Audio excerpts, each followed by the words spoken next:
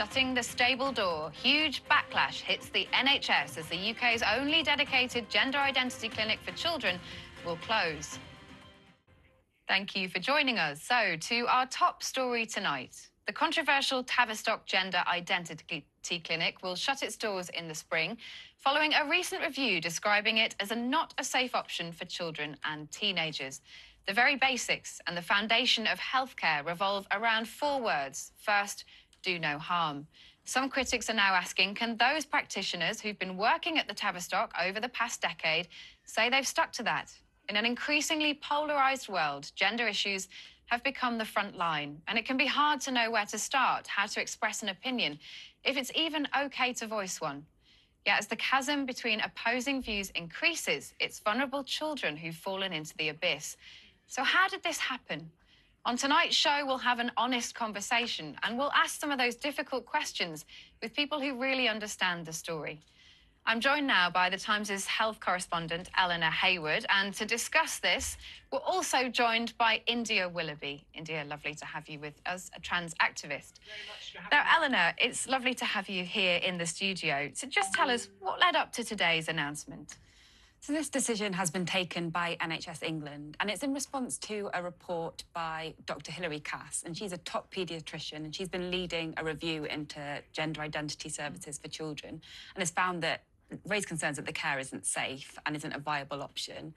And that's partly due to this huge rise in demand that we've seen for gender services over the past decade. So 5,000 children were referred to the clinic last year, and that's a 20-fold increase on the number a decade ago. That's huge, isn't it? Yeah, and so that means you've got huge waiting lists, and children aren't getting the care they need because the clinic can't manage this demand.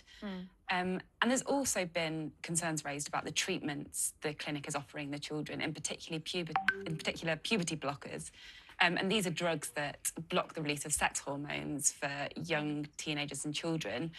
But there's not really that much evidence about them. So we don't really know the long-term impacts. We don't know side effects they could have on fertility or on the development of the brain. And so Hilary Cass has, raised these concerns and said, we really need to know more about these drugs before we're handing them out to children. Yeah.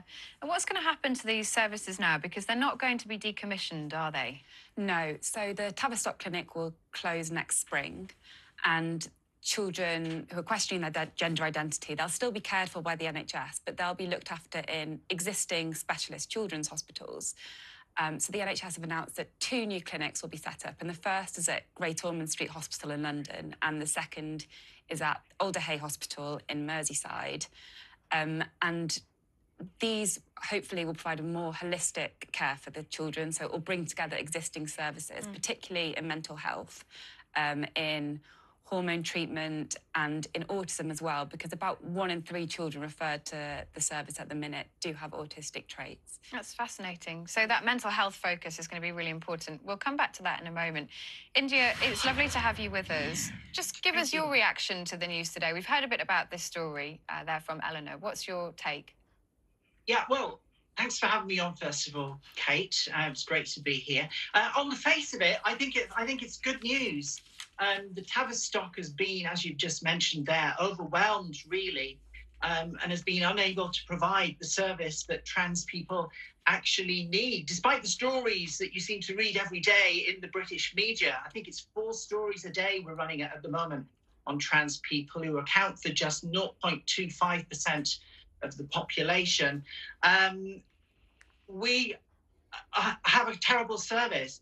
Young people, you'll be told, are being fast-tracked through sex change operations, and they go in on a Tuesday as Bob and they come out as Barbara on a Friday, and it's simply not true. Young people currently are waiting up to 5 years for a first appointment just to discuss their situation. So the fact that we could now end up with 2 centres that are going to help trans people is fantastic. My only concern is, can we trust the government? They're very good at promising new hospitals and new facilities. I'll reserve judgment until it actually happens. Thank you, India. And joining me here in the studio is Stephanie Davies-Arai. Your pressure group, Transgender Trend, challenges the approach taken by the Tavistock Centre. And I know one of the concerns for you had been around mental health care for some of these children and young people. Just give us your response to the news today. Well, I'm really happy at the announcement, and it's something that I've wanted. I started campaigning in 2015, so to me, it's not before time. I think we've seen a service that's been failing for many years now, and it's been publicised to the concerns of clinicians who actually work there, of the fast tracking of children. They're not looking closely enough at mental health issues that may be underlying the gender dysphoria.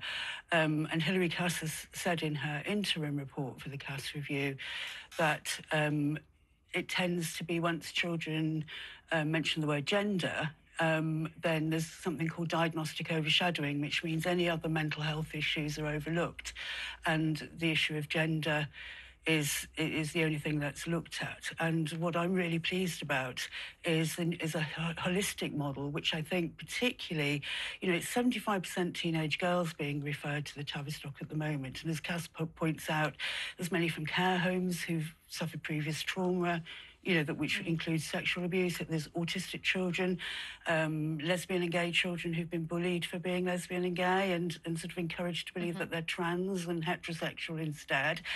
There's all sorts of issues, social contagion, children who feel bullied and left out. They're encouraged online everywhere to believe that means they're transgender. So we really need to look at a whole host of issues, and these children, what I've always felt and campaigned for is they need the same level and same standards of care as any other child suffering sort of psychological problems. India, just listening to that, talking about mental health support for young people, for children who are going through something which is really difficult, that can only be a good thing, surely. Yeah, absolutely a good thing. I'd just like to point out that trans isn't actually a mental disorder. You can go online, you can check up the World Health Organization. Being trans is not in itself a mental illness. I'd also question what Stephanie's just said there. The actual detransition rates for trans people is something like 0.4%. There was a big study in 2019 in the UK, 3,500 trans people. The percentage who detransitioned after 2 years was 0.4%. A study in Holland, 2005, that was a similar number of people. The detransition rate was 2%, which is less than actual boob jobs and hair transplants, yet we don't have big inquiries on them. I totally get the holistic approach. I think that's a really good thing, but a lot of what we hear is absolute nonsense. The idea that somehow being trans is easier than being gay in 2022 is simply preposterous. You have a lot of radical people online. They're often religious, they're a bit cranky, and they have it in for trans people. Stephanie? I think the issue for a lot of people is safeguarding and patient safety for children. It's not even really about trans. It's about having really robust services for children that follow clinical guidelines, clinical evidence, rather than, the label transgender is not a clinical diagnosis. And yet we're basing treatment on this idea of children having a gender identity, which they're learning online, and, often arrive at the clinic saying, I'm transgender. Well, that's a self-diagnosis. It's not a clinical diagnosis. But you do believe that children should be guided, should be helped if that's what they feel by services like this? I think children need to help to explore the issues and as in normal counselling or therapy, to understand the meaning behind what they say, why they feel like that, what it means to them, so that they get an understanding of themselves, so that we don't make mistakes like Kirabel. And just a point on the detransition rates, they're based on mostly adult, middle-aged males who've transitioned. We have no idea what this current cohort of teenage girls, what the detransition rates will be for them. All we know is there have been a couple of detransition studies, and typically what those who regret their transition say, I wish somebody had asked me questions. I wish somebody had given me mental health support, which is what I needed. I did not need to have medical treatment. So we don't know yet, and that's part of Hilary Cass's long-term research, to find out how many of these children will end up regretting their medical treatment. Well, there's more to this story. Clearly, new hubs will open, and we will follow that very closely. Eleanor, Stephanie, and India, thank you so much for joining us to discuss it today.